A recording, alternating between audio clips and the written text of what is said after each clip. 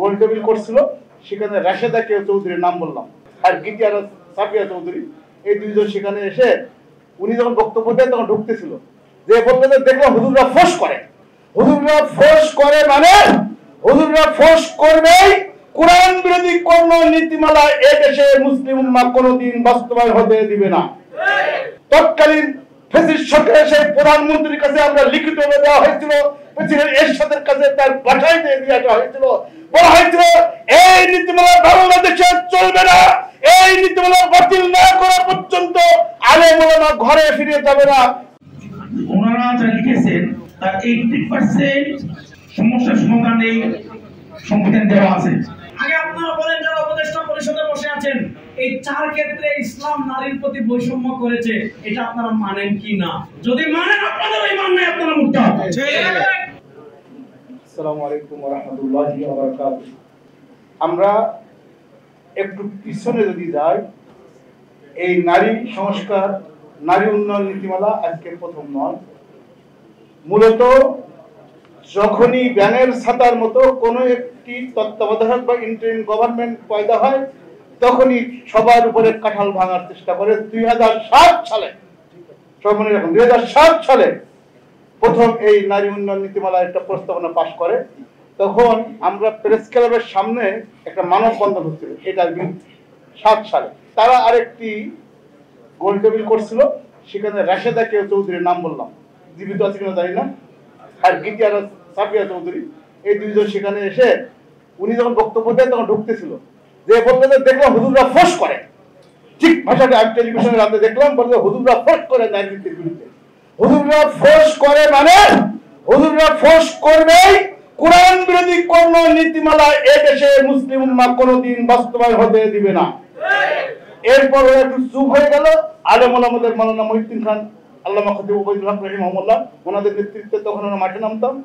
খতিব সাহেব চলে গেলেন। 2011 সালে এসে আবার নারী উন্নয়ন নীতিমালার নামে পতিত ফ্যাসিস্ট সরকার আবার জোর করে চাপিয়ে দিতে চাইল। আপনাদের মনে আছে 2011 সালে 10 এবং 11 জুলাই মাওলানা মহিউদ্দিন খানের নেতৃত্বে এদেশের সকল মার্কাজ দরবারে আলেম ওলামা পীর মাশায়েখ মাঠে নেমে 2 দিনের হরতাল ডাকা হয়েছিল।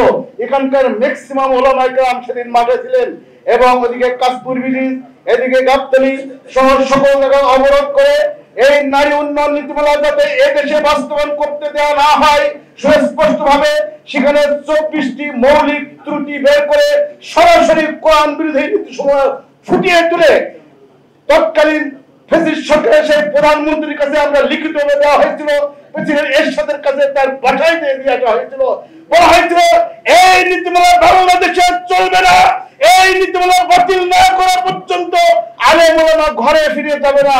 তখন কিন্তু তারা আর সাহস পায়নি, তারা তো মানুষকে ভয় পায়, তারা তো ক্ষমতাকে চায়। এজন্য তারা কিন্তু সেই 2011 সালের সেই ফ্যাসিস্ট সরকার এত শক্তি থাকার পরেও তারা আর সাহস করেনি, তার চেপে রেখেছিল। কিন্তু এই আমাদের হাজারো শাহাদাতের রক্তের উপরে এবং লাখো আহত ভাই বোনদের রক্তের উপরে দাঁড়িয়ে যে ইন্টারিম গভর্নমেন্ট আপনারা যারা আছেন, আপনারা প্রথম 10টি কমিশন হয়েছিল, হঠাৎ করে আরো 2টি কমিশন, নারী সংস্কার কমিশন আর শ্রম সংস্কার কমিশন করা হলো 12ই এপ্রিল। কথা নেই বার্তা নেই। আবার 19শে এপ্রিল তাড়াহুড়া করে এদেশে মনে হয় গবেষণার কোনো সময় তাদের ছিল না, কোথাও থেকে বস্তা বস্তা এই নীতি আমদানি করে 19শে এপ্রিল চাপিয়ে দেওয়া হলো জাতির ঘাড়ে এই নারী সংস্কার নীতিমালা। আমরা স্পষ্ট বলতে চাই, আমরা এটাকে বাতিল সরাসরি, এখানে কোনো প্রতিনিধিত্বশীল কোন নারী সংগঠনের কেউ এখানে নেই। 2 জন সরকার দিয়েছিল আর 9 জন দিয়েছে প্রধান যিনি সমন্বয়ক, তার উপরে আরো 9 জনকে নিয়েছেন। এদেশের পরিচিত প্রসিদ্ধ যারা যে কোনো ধর্ম মানে এমন ধর্ম আশ্রিত কোন নারীদেরকে তো নেওয়া হয়নি। আর যারা ইসলাম বোঝে, ধর্ম বোঝে, মুসলিম হোক অমুসলিম হোক, জাতি ধর্ম নির্বিশেষে সকল ধর্মের প্রতিনিধিত্ব অবশ্যই জরুরি ছিল আমাদের দেশের জন্য। সবকিছু বাদ দিয়ে আপনারা যে কমিশন করেছেন, আমরা বলবো কতিপয় ভালো দিক রয়েছে। কি নারীর অধিকার, নারীর প্রতি সহিংসতা প্রতিরোধ, কারাবন্দিতের অধিকার, দ্রুত বিচারকার্য সম্পাদন, বিচারকার্য সম্পাদনের প্রতিবন্ধকতা, ব্যক্তি বা বিষয়সমূহের বিরুদ্ধে ব্যবস্থা গ্রহণ, নারীর বিরুদ্ধে সংগঠিত সাইবার বুলিং ও ডিজিটাল হয়রানি প্রতিরোধ, শিক্ষা, চিকিৎসা, কর্মস্থল, থানা ও আদালত সর্বত্র নারীবান্ধব পরিবেশ নিশ্চিত করা, নারীর অধিগম্যতা সহজ করা, অভিবাসী সুরক্ষা ইত্যাদি বিষয়ে আপনাদের প্রস্তাবনা অত্যন্ত প্রশংসনীয়। এটি ইসলামও স্বীকৃতি দিয়েছে এবং নিশ্চিত করেছে এগুলো নতুন কোনো বিষয় নয়। কিন্তু সরাসরি আজ 11 মে কোরআন দিবস, এই কোরআন দিবসে আমরা সুস্পষ্ট ভাবে বলতে চাই, বাংলাদেশে প্রায় 100% ধর্মাশ্রিত ব্যক্তিত্বের দেশ, শতকরা 92% মুসলমানের দেশে, শতকরা প্রায় সকলে ধর্ম মানে, এই দেশে ইসলাম বিরোধী এবং ধর্ম বিরোধী কোন নীতি কোশ্চিন কালে বাস্তবায়ন করতে দেওয়া হবে না ইনশাআল্লাহ। এরপর যেহেতু অনেক আলোচনা এসেছে এখানে, আমরা লক্ষ্য করি, দেখুন মৌলিক অনেকগুলো পয়েন্ট এসেছে।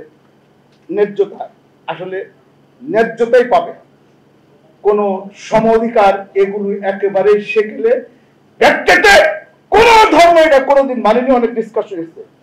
2 নম্বর মানে মৌলিক বেশ কয়েকটি পয়েন্ট, যৌনতা, যৌন পেশাকে স্বীকৃতি দেওয়ার কথা বলেছেন বিভিন্ন ধারা উপধারায়। এখানে আমি 318 পৃষ্ঠা তো প্রায় সকল জায়গায় চোখ বোলানোর সুযোগ হয়েছে। এখানে প্রায় 22-25 জায়গায় এই যৌন কর্মী ব্যবসাদেরকে এস্টাবলিশ করার জন্য আপনারা আবদার তুলেছেন। কয়েক ভাই বলে গিয়েছেন, ভাই আপনি নিজে যদি ওই গুণ আপনার ঘাড়ে চাপিয়ে দেওয়া হয়, আপনি সমাজে চলতে পারবেন? আল্লাহর রাস্তায় আপনি অন্যের লেজ কাটার উদ্যোগ নিয়েন না। আমরা এ ব্যাপারে অনেক এই যৌন কর্মীদের ব্যাপারে তারা প্রায় 10-12টা ধারা সেখানে লিখছেন। এরপর সকল ধর্মের জন্য অভিন্ন পারিবারিক আইন, মামার বাড়ি আবদার, অভিন্ন পারিবারিক আইন সকল ধর্মের সম্ভব এটি জিন্দিগিতে হিন্দু ধর্ম হিন্দুদের রীতি অনুযায়ী চলবে এবং মুসলিম প্রধান দেশে, ইসলামী দেশে অমুসলিমদের সালাওয়াত আকাইদিহিম ওয়া কানাইজিম ওয়া মাআবিদিহিম, মুসলিমদের দেশে অমুসলিমদের গির্জা, প্যাগোডা, আকীদা, ধর্ম বিশ্বাসকে নিশ্চিন্তে করার অধিকার দেওয়ার দায়িত্ব মুসলমানদের। অতএব জোর করে মুসলিমদেরকে হিন্দুদের বিয়ে দেবেন, এটি হতেই পারে না।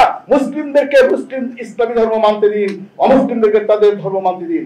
এরপর বলা হচ্ছে গৃহ পরিচর্যার কাজের স্বীকৃতি এবং গৃহকর্মীদেরকে বিভিন্ন ভাবে পরিবারের সকলের মধ্যে ভাগ করে দেওয়া। 1000 বছর আগে দাস প্রথা ছিল, একটা কাজের মেয়েকে বাপ, ভাই, বোন সবাই মিলে ব্যবহার করবে। এখনো বিভিন্ন জাহেরি সমাজ এই চিন্তা করা যায়, একটি কাজের মেয়েকে তার বাবা ব্যবহার করবে, কাজের মেয়েকে তার ভাই ব্যবহার করবে, ছেলে ব্যবহার করবে। এই জাহালাত, পশুত্ব কাজ এই পৃথিবীতে আমরা পড়াশোনা করতে দেব না। স্বাধীনতা, নৈতিকতা এসব তো শব্দ নাকি উঠিয়ে দিতে হবে ভাই। এরপর বৈবাহিক সম্পর্কের যে মেরিটাল রেপ বলা হয়েছে, নাউযুবিল্লাহ, আরে ভাই কোন ধর্ম কোশ্চিন কালে এটা মানা সম্ভব নয়।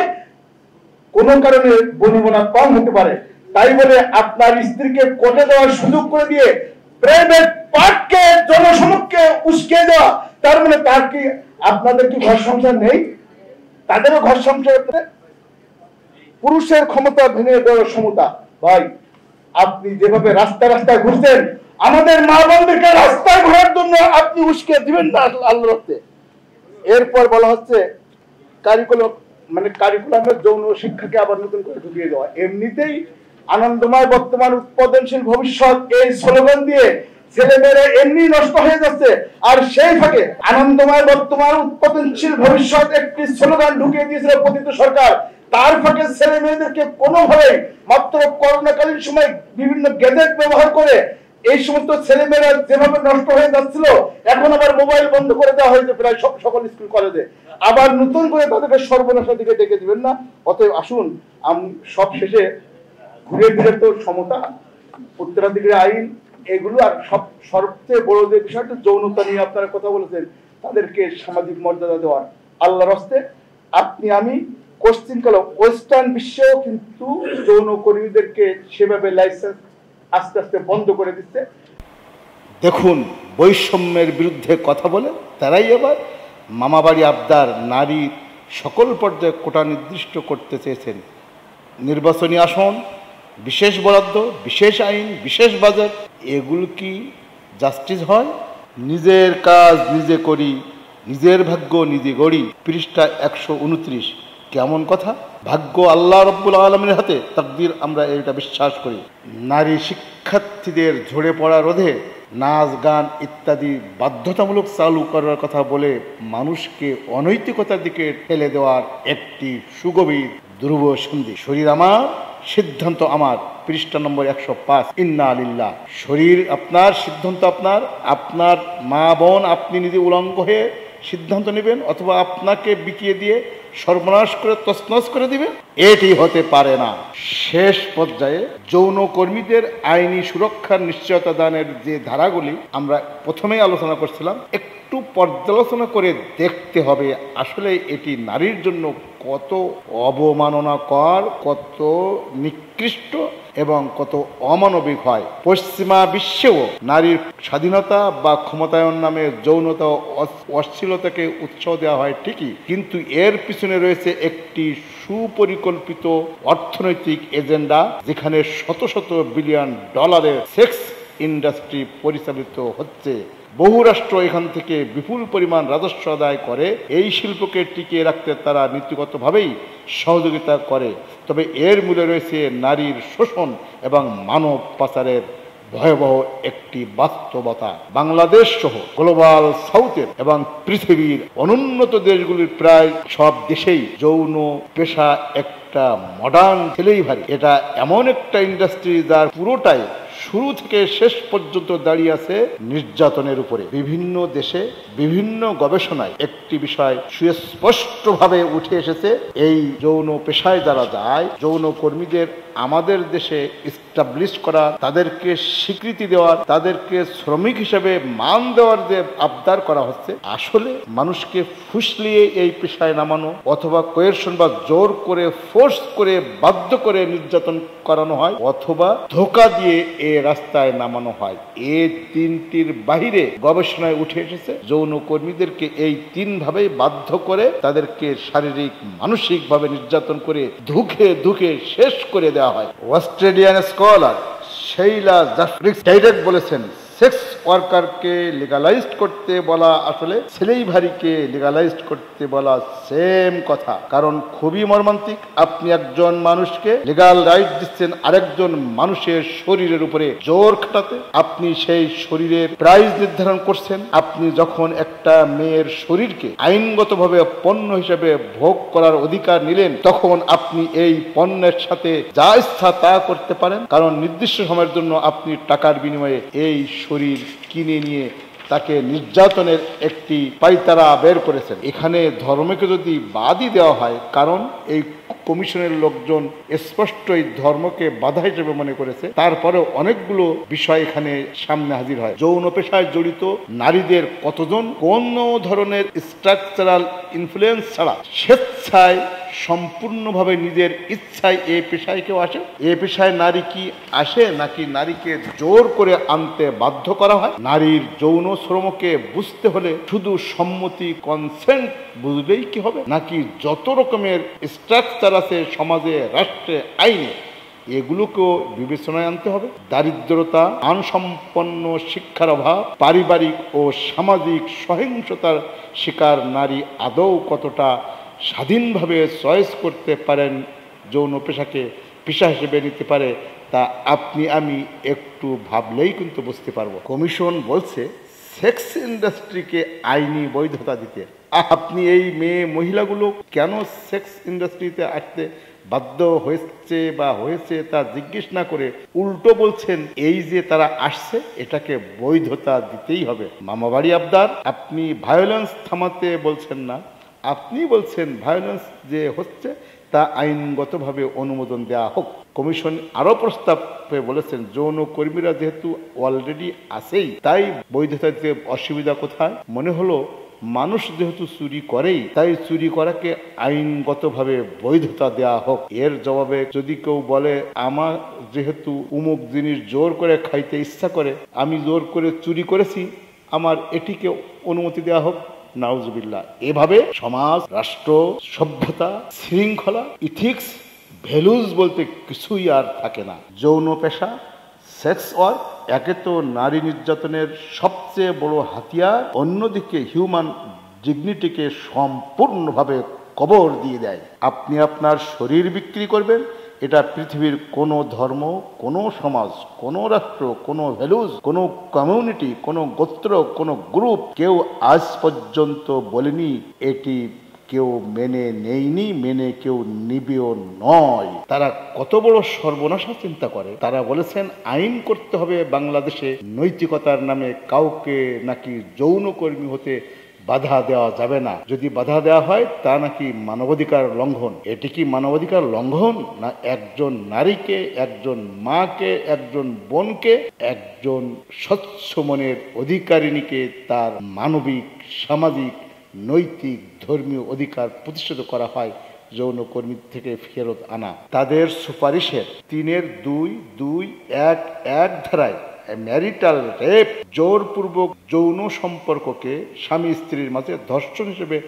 অন্তর্ভুক্ত করার দাবি জানিয়েছেন। ইন্নালিল্লাহ, কত বড় সর্বনাশ! কারণ একজন নারী, একজন পুরুষ, স্বামী স্ত্রী বৈবাহিক সম্পর্কে কোনো কারণে যদি ভুল বোঝাবুঝি হয়, তাহলে এটিকে আপনি যদি ধর্ষক হিসাবে আদালত পর্যন্ত যাওয়ার অনুমতি দেন, তাহলে পুরুষের বিরুদ্ধে আদালতে যে ওই পুরুষকে, ওই স্ত্রীকে আর স্বামী স্ত্রীর মর্যাদায় রাখার তাদের আদৌ চিন্তা নেই, বরং তাদের চিন্তা স্বামী স্ত্রীর মাঝে নৈরাজ্য, ভাঙ্গন সৃষ্টি হয়ে একটি উচ্ছৃঙ্খল সমাজ তৈরি হয়ে যায়। স্বামী স্ত্রীর শারীরিক সম্পর্ককে একটি নৈতিক অপরাধ হিসেবে প্রতিষ্ঠা করা, এটি একেবারেই মূর্খতা ছাড়া আর কিছুই নয়। আমরা পশ্চিমকালে আপনার আমার ছেলে মেয়েদেরকে, আপনার আমার পরিবারের মেয়েদেরকে যেভাবে বেশ্যা বানাতে জিন্দগিতে সাহস এবং উদ্যমী হবে না, তেমনি ভাবে সমাজের কোন নারী আর অবহেলিত না হোক। আপনারা ঐশীর সেই ইতিহাস ভুলে গিয়েছেন। 3 দিন আগে যে মেয়েটি সমকামিতায় রোগে দুষ্ট হয়ে তার পিতাকে খুন করেছে, ঘরে ঘরে আপনি ঐশী বানাবেন না, ঘরে ঘরে সমকামী বানাবেন না, ঘরে ঘরে বেশ্যা বানিয়ে এই দেশকে তছনছ করবেন না। আলেম ওলামা, পীর মাশায়েখ সর্বত্র ঐক্যবদ্ধভাবে ইসলাম বিরোধী সকল অপতৎপরতার মোকাবেলায় ঐক্যবদ্ধভাবে ভূমিকা রাখবে ইনশাআল্লাহ। আল্লাহ রাব্বুল আলামিন আমাদের দেশকে, দেশের স্বাধীনতা, সার্বভৌমত্বকে এবং দেশের ইসলামকে রব্বুল আলামিন অক্ষুণ্ণ রাখুন। ইসলামের বিরুদ্ধে সকল ধরনের চক্রান্ত, ষড়যন্ত্রের মোকাবেলায় ঐক্যবদ্ধভাবে সকল মারকাজ দরবারে আলেম ওলামা, পীর মাশায়েখ ঐক্যবদ্ধ বলিষ্ঠ ভূমিকা রাখার তৌফিক দান করুন। আমিন। আসসালামু আলাইকুম ওয়া রাহমাতুল্লাহি ওয়া বারাকাতুহু। তারা সংস্কার প্রস্তাবনা দিয়েছে, তারা হচ্ছে যে বাংলাদেশের রুটের সাথে তাদের কোনো সম্পর্ক নাই। আমি এই কমিশন বলবো, এটা কাদের জন্য কমিশন? বাংলাদেশের নারীদের জন্য না প্রাচ্যের নারীদের জন্য? আজকে আমার ফ্যামিলি ভ্যালুজ নষ্ট করার জন্য, ফ্যামিলি স্ট্রাকচার নষ্ট করার জন্য এখানে মূল কথা হলো কয়েকটা পয়েন্টে আছে। কোরআন এবং সুন্নাহর আলোকে একটি কমিশন গঠন করে, আল্লাহ তাআলা বানানেওয়ালা, তিনি শুধু মুসলমানের আল্লাহ না,